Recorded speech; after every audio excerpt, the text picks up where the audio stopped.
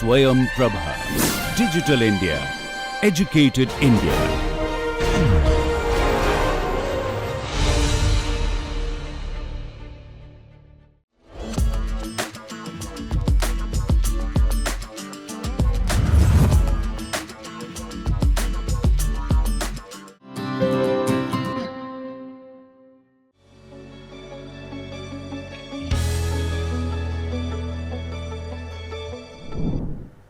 Let's begin by a quote.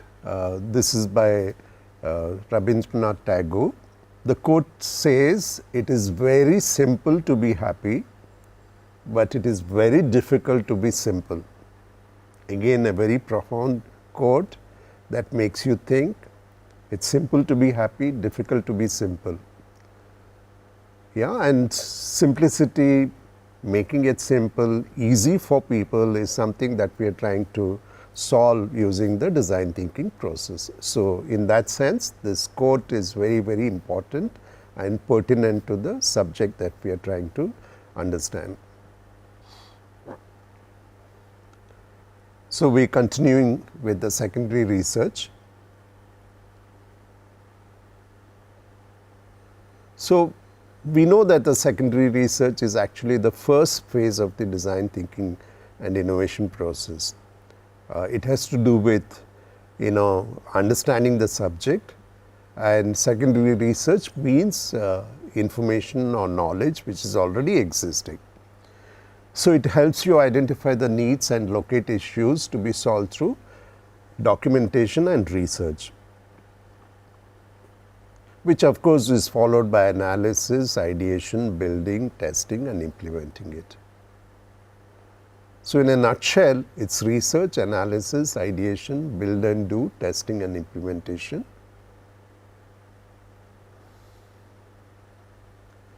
So, let us ask the first question, how do we actually understand the users? So, for your topic that you have chosen, okay, you can look at their backgrounds, their level of participation or involvement. Are they directly connected with your topic, or they are indirectly connected with your topic? How important is your topic? What is the level of expertise, their interest and activities? So, backgrounds are important, right? So, you can look at what age group they belong to, what gender, what languages they speak, income levels, where are they located, what are their interests, what are their educational backgrounds, skill levels, profession, etc. Okay. So, this is basically getting the background of your users. Then you can also locate users based on their level of participation. Okay. So, you can have users who are primary users. Okay. That means they are very, very important. Like if you are designing a toy for children, children become the primary users of this toy. Okay. The parents and siblings will play with them. Okay. So, they become the secondary users. For example, the salesman who sells the toy will probably become the third or the fourth user, right, of this. So, the level of participation makes them into primary, secondary, tertiary and quaternary users. Here, for example, users for hospital services are classified according to the levels of participation. So, the primary users are the patients, doctor and nurse. Secondary users are the ones who come as visitors, maybe the hospital's staff, ambulance staff, technical staff. Tertiary users could be the security people, the maintenance people, the catering staff. And quaternary users could be the medicine suppliers or vendors, the taxi you need to catch, or the auto services which are next to the hospital, right. So, you can classify these according to the level of participation. How do we identify users based on their expertise? There are various ways. Okay. This expertise could be while you are using a product or a service or a facility. If you become familiar, you become more adept at using it. Okay, so in terms of expertise, you could be a novice user, it's the first time user. I use it only once in a while, you know. Sometimes I can become very expert at using it. You know, it's like the keyboard. Okay, if you're using it for the first time, like a novice user. Maybe I need to use my computer once in a while, then I'm an intermittent user. Okay, if I'm very good at, you know, using the computer, I become an expert user. Okay, and some people even become super expert users. You know, they don't even have to think how they use it. Okay, so expertise is something that you need to look at. Yeah, you can take the classic instance of learning to ride a bicycle. Okay, before you touch a bicycle, you're like a novice user. Then you get to ride once in a while, it's intermittent user. Then you get to know how to ride the bicycle, you can become expert user.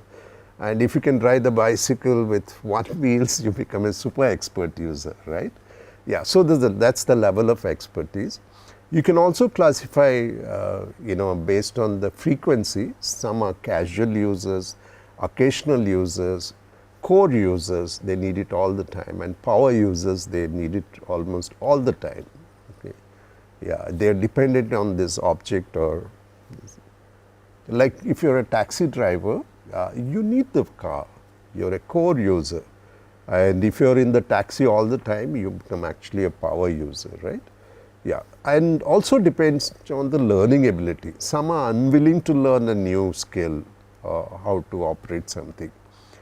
Okay, some adopt, they're in between, some are conformist, okay, and some are willing to learn. Okay, so these are the different levels of expertise, and users don't fall into one category, but they fall into many of these categories. Okay, and while designing an object or a service, this is actually quite important to you.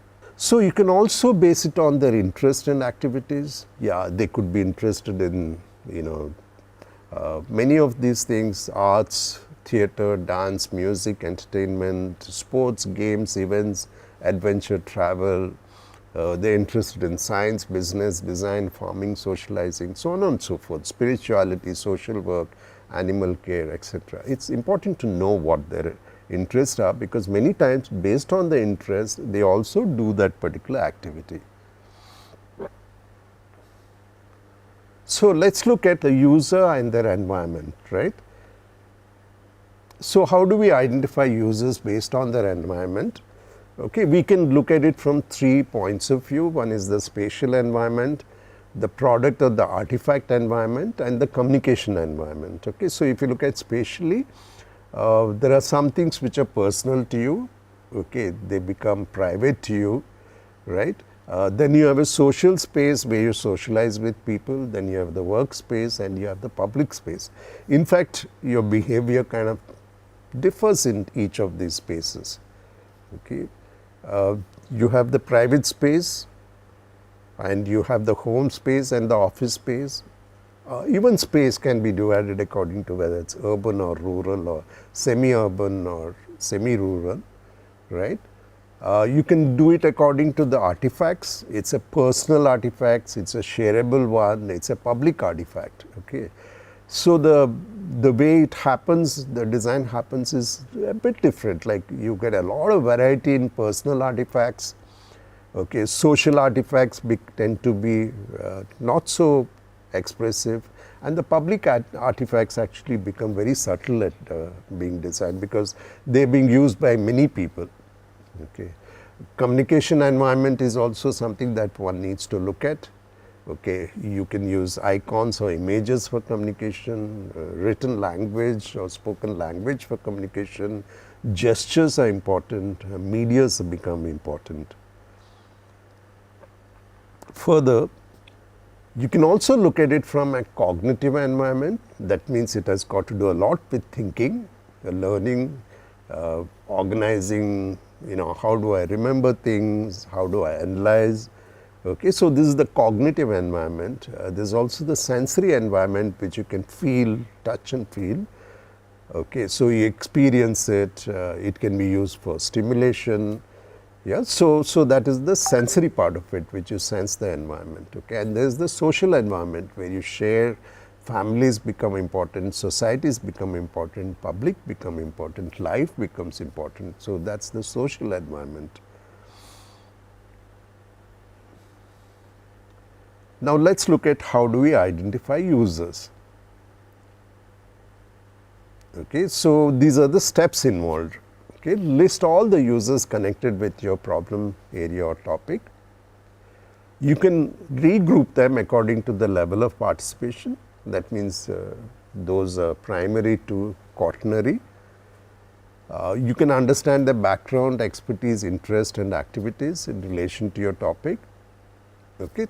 So that means that once you have this, you are actually ready to go ahead with the next section, which is the primary research. I am ending with a design quote by a very famous designer, Charles Eames. He was also invited, just after independence to come and have a look at India, and he came out with this wonderful report called as the India Report.